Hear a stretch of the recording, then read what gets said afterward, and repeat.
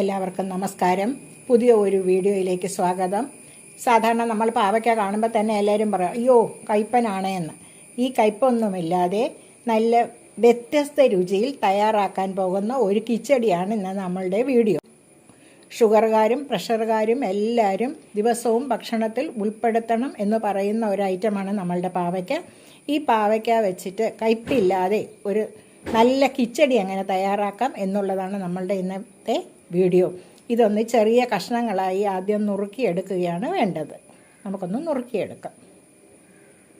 200 gram പാവയ്ക്കയാണ് നമ്മൾ എടുത്തിട്ടുണ്ടായിരുന്നത്. അത് ചെറിയ കഷ്ണങ്ങളായി നുറുക്കി ഈ പാവയ്ക്കയ്ക്ക് ആവശ്യമുള്ള ഉപ്പ് മാത്രം ഇട്ട് നന്നായി ഇളക്കി ഒരു 5 മിനിറ്റ് വെക്കുക. പാനിലേക്ക് 150 മില്ലി വെളിച്ചെണ്ണ ഒഴിച്ചിട്ടുണ്ട്. എണ്ണ നന്നായി ചൂടായി കഴിഞ്ഞു. ഇനി ഉപ്പ് ചേർത്ത് ഇളക്കി വെച്ച പാവയ്ക്ക നമുക്കിതിലേക്ക് ഇട്ട് കൊടുത്ത് ഫ്രൈ ആക്കി എടുക്കുകയാണ് വേണ്ടത്. എല്ലാ പാവയ്ക്കയും നമ്മൾ ഇതിലേക്ക് ഇട്ട് കൊടുത്തു. ഇനി ചെറിയ തീയിൽ വെച്ച് നമുക്കിത് നന്നായി ഒന്ന് ഫ്രൈ ആക്കി എടുക്കുകയാണ് വേണ്ടത് കിച്ചടി തയ്യാറാക്കാനായി. എണ്ണ ചൂടായി കഴിഞ്ഞ് പാവയ്ക്ക നന്നായി താഴ്ന്നു കഴിഞ്ഞു. ഇതാണ്ടോ ആ ചൂട് എണ്ണയിലേക്ക് ഇട്ടപ്പോഴേക്കും ഇനി നമുക്കിത് നന്നായി ചുവക്ക വറുത്തെടുക്കണം. ഇടയ്ക്കിടയ്ക്ക് ഇളക്കിക്കൊണ്ടിരിക്കണം. കണ്ടിന്യൂസ് ആയിട്ട് ഇളക്കണ്ട കേട്ടോ. ഇടയ്ക്കൊക്കെ ഒന്ന് ഇടയ്ക്കിടയ്ക്ക് ഇളക്കി കൊടുക്കണം. പാവയ്ക്ക ഏകദേശം മൂത്ത് തുടങ്ങുന്നുണ്ട്. ഇനി നമ്മൾ അടുത്ത് നിന്ന് നല്ല ശ്രദ്ധയോടുകൂടി വേണം ഫ്രൈ ആക്കി കോരിയെടുക്കാൻ. പാവയ്ക്ക നന്നായി ഫ്രൈ ആയി കഴിഞ്ഞു. ഇനി നമുക്ക് എണ്ണയിൽ നിന്നും കോരിയെടുക്കാം. ഇതേപോലെ എടുക്കണം കേട്ടോ. പാവയ്ക്ക നന്നായി ഫ്രൈ ആക്കി എടുത്തു കഴിഞ്ഞു. ഈ പാവയ്ക്ക ഇങ്ങനെ തന്നെ കഴിക്കാൻ തന്നെ നല്ല ടേസ്റ്റാണ് കേട്ടോ. എനിക്ക് കണ്ടിട്ട് തന്നെ കൊതി വരുന്നു. അപ്പോൾ എല്ലാവരും ഇങ്ങനെ ഇത് സൈഡ് ഡിഷായിട്ട് പോലും ഇങ്ങനെ വറുത്ത് നമുക്ക് ഉപയോഗിക്കാം.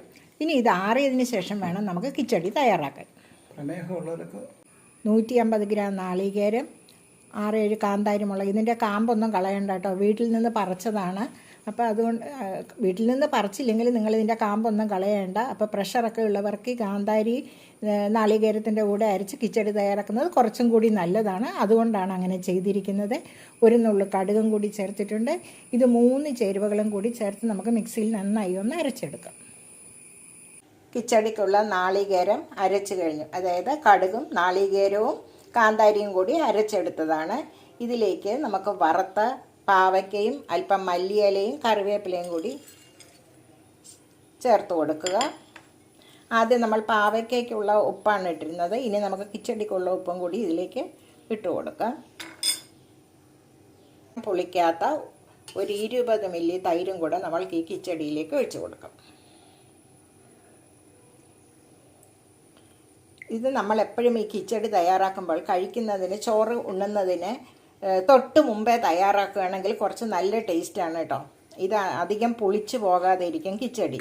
ഇനി നമുക്കിതിലേക്ക് താളിപ്പ് ചേർക്കാം. കടുകും വറ്റൽമുളകും കൂടെ താളിപ്പും കൂടി ചേർത്ത് ഇളക്കി കഴിയുമ്പോൾ നമ്മളുടെ പാവയ്ക്ക കിച്ചടി തയ്യാറായി കഴിഞ്ഞു. ഇനി ഇളക്കി നോക്കുക. വേണമെന്നുണ്ടെങ്കിൽ അല്പം കൂടെ തൈര് ഒഴിച്ച് കൊടുക്കാം കേട്ടോ. രുചികരമായ നമ്മുടെ പാവയ്ക്ക കിച്ചടി തയ്യാറായി കഴിഞ്ഞു. എല്ലാവരും ഇതുപോലെ തയ്യാറാക്കി നോക്കുക. ചാനൽ കാണുക, സപ്പോർട്ട് ചെയ്യുക. എല്ലാവർക്കും നല്ല ഒരു ദിവസം ആശംസിക്കുന്നു. നന്ദി, നമസ്കാരം. Thank you.